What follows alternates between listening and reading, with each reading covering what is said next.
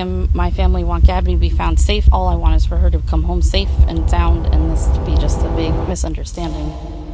Everything in her life seemed perfect. She was beautiful, famous, and in love. This was supposed to be the trip of a lifetime. A perfect getaway with the love of her life. But things went terribly wrong, and the beautiful love story turned into a nightmare. This is the haunting disappearance of Gabby Petito. Let's dive in. Gabrielle Petito, or Gabby as she was known, was born on March 19th, 1999 in Long Island, New York. She lived with her mom Nichole Schmidt and stepdad James Schmidt, though she still had a relationship with her biological dad, Joe Petito. When Gabby was in high school, she met and fell in love with a boy called Brian Laundrie. However, this teenage romance was short-lived and ended the moment Brian graduated in 2016.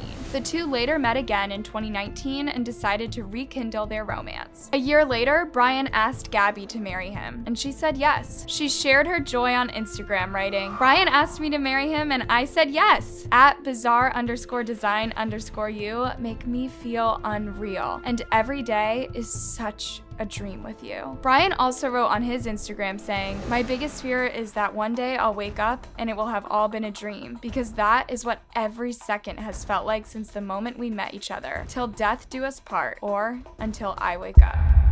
After they got engaged, Gabby moved to Florida to live with Brian and his family. According to Gabby's dad, Brian didn't seem like a bad guy. He was respectful and seemed sincere with his intentions for Gabby. There's no red flags that stuck out. Nothing that popped in my head that, listen, this boy is, is not a good boy. Both Brian and Gabby were outdoor enthusiasts. They just loved nature and would go out hiking, camping, and exploring. They would then share their adventure with their followers on Instagram, TikTok, and YouTube. In their videos and pictures, you could tell that they were so much in love and enjoyed spending time together. They became couple goals to so many of their followers. But as we would soon find out, things are not always as they seem. When Gabby and Brian announced that they would be going on a 4-month cross-country journey, no one thought that much of it. That was their thing. What could go wrong, right? But things did go wrong, and in the most terrible way. Gabby and Brian set off on July 2nd, 2021, planning to visit all the national parks and reserves on the west side of the country. They were driving Gabby's white van. They had converted its interior to allow them to camp and cook their meals inside as they traveled. According to their social media posts, they traveled from Florida to Kansas, Colorado, and Utah, touring and camping at several national parks and natural attractions. Everything seemed to be going well, and the pair looked like they were having a great time together. But then something happened in Utah that made everyone think that maybe the happy couple were not so happy after all. It was on August 12th when the police received a call about a domestic issue. The caller said they saw a man in a white van hitting a lady. Who was slapping her? Yes, and then we stopped. They ran up and down the sidewalk, proceeded to hit her, hopped in the car, and they drove off. Brian and Gabby's van was later pulled over as it was seen speeding and hitting a curb near the entrance of Arches National Park. The body cam from one of the officers shows Gabby crying while speaking to the officer. She said that they were having personal issues and that Brian had locked her out of the car. I don't know. We just been fighting all morning and he wouldn't let me in the car before. The fight started when Brian climbed into the van with dirty feet, and Gabby got upset because she had just cleaned it. Brian had visible scratches on his face, arms, and neck, which he said he got from Gabby. He told the officers that too much time together inside the van had created some sort of emotional strain, which made them fight more often. Gabby got so worked up when she thought he was going to leave her in Moab. I know I shouldn't push, but I was just trying to push her way to go, let's just take a minute, step back and breathe, and you see she got me with her phone. They both said that Brian had not hit her and that they were in love and didn't want to press any charges against each other. They, however, agreed to be separated for the night so they could cool down. Brian was put in a motel while Gabby remained in the van. The officers later labeled the incident as an emotional breakdown rather than a domestic crime. But could there have been something more that they missed?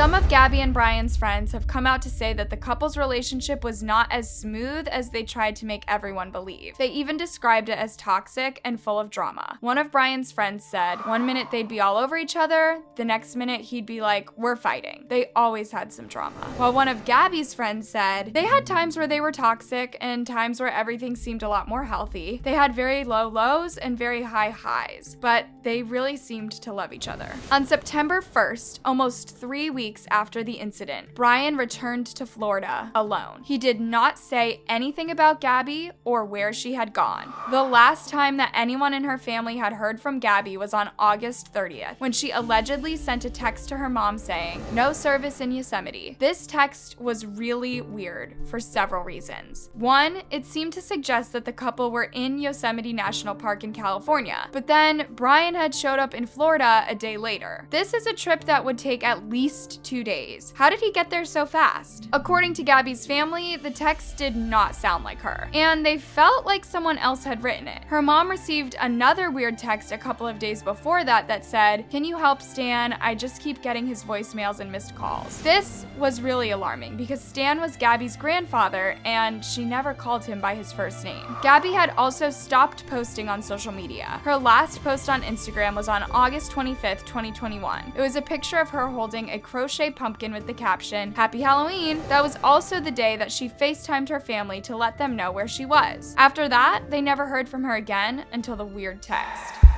By the time Gabby's family learned that Brian had returned to Florida without their daughter, they knew something was wrong. They tried contacting Brian to ask him about their daughter, but he refused to speak to them. On September 11th, Gabby's family went to the police in New York and reported her missing. When the police in Florida went to Brian's home, they found Gabby's van, and Brian was nowhere to be found. His parents instead gave them their lawyer's phone number. Since he was the last known person to have seen Gabby and is her boyfriend, Brian was named as a person of interest in her disappearance. But his silence was really frustrating to Gabby's family and made them think that maybe he had done something bad to their daughter. They tried pleading with him, begging him, appealing to the love that he once felt for Gabby, but Brian was unmoved. "Brian, how could you do this to Gabby? You selfishly remained silent while Gabby is all alone in the wilderness. Brian, your silence is reprehensible. We beg you to do the right thing and help us bring Gabby home." When this did not work, they tried appealing to his parents, hoping that maybe they'd at least feel sorry for Gabby and tell them where their son had left her. "We understand that you are going through a difficult time and your instinct to protect your son is strong. We ask you to put yourself in our shoes. We haven't been able to sleep or eat and our lives are falling apart. We believe you know the location where Brian left Gabby. We beg you to tell us." But Brian's parents also chose to remain silent. Brian's sister Cassie was the only one in the family who actually came out to say that she hoped Gabby would come home safely. Me and my family want Gabby to be found safe. She's like a sister and my children love her, and all I want is for her to come home safe and sound and this to be just a big misunderstanding. This is so heartbreaking, guys. Can you imagine how frustrated Gabby's family must have felt? These people were the only ones who could have helped bring Gabby home safely, but they stayed quiet and acted like she was some stranger. I get that they were trying to protect their son, but she was living with them for over a year before this happened and was to be their future daughter-in-law. And also, what protection would their son need if he did nothing wrong? This makes me believe that they knew what their son had done, and they were just trying to buy some time so that he could escape. And they proved this when they suddenly reported that Brian had gone missing. The cops had been trying to speak to Brian all this while, and then on September 17th, his parents reported that they had not seen him for 3 days. Like, seriously? Who would even believe that? The only person of interest in Gabby's case disappears, and you only report it to the cops after 3 days? That's pretty convenient, if you ask me. So, according to his parents, Brian told them that he was going hiking at Carlton Reserve and never came back. He left without his phone and wallet, and they were worried that he might have harmed himself. This is a 24,000-acre swamp infested with alligators, snakes, and many dangerous creatures. Yet, they waited 3 days to report him missing. Parents of the year, right? At the time of recording, police have been searching this swamp for days without any sign of Brian. They've used swamp buggies, drones, choppers, sniffer dogs, and have even brought in divers, but nothing. And as the search for Brian was going on, the news that everyone had been dreading came in. The FBI found human remains that were later identified as Gabby. Her body was found in an undeveloped camping area in Bridger-Tenton National Forest in Wyoming. Her death was ruled as a homicide. However, they have not yet disclosed how she died. Earlier today, human remains were discovered, consistent with the description of Gabrielle "Gabby" Petito. The FBI raided Brian's family home and declared it a crime scene. Brian's parents were removed from the house for about an hour as the investigators took evidence from Brian's room. Though Brian has not yet been named a suspect in the murder, he is a person of interest, and a warrant for arrest has been issued against him for fraudulent activity. It was discovered that he used Gabby's debit card on August 30th and September 1st, days after she was last heard from. The FBI asks anyone with information about what happened or where Brian could be hiding to please come forward. Everyone has been talking about this case. There are tons of internet detectives trying to solve it by analyzing Gabby's pictures and videos on Instagram, YouTube, and even TikTok. People have also shared videos and pictures of possible sightings. Her last known sighting was on August 27th at the Mary Piglets restaurant in Jackson Hole, Wyoming, where Brian is said to have been aggressively arguing with the waiters about his bill. Some other diners even claim to have seen a man matching Brian's description storm out of the restaurant and return 4 times to continue the argument. And then someone who looked like Gabby came in to apologize for the man's behavior. And then interestingly, that same day at around 6 p.m., family travel vloggers Jen and Kyle Bethunery were passing at the Spread Creek dispersed camping area. Their camera captured a van that looked a lot like the one Gabby and Brian were traveling in. They uploaded the video on social media a few days later when Gabby was reported missing. Afterward, the FBI started searching for Gabby around that area, and soon her remains were recovered on September 19th. Her stepfather, James Schmidt, has visited the place where she was killed and created a stone cross. There are also several memorials scattered around her hometown in Blue Point. One memorial, her picture with angel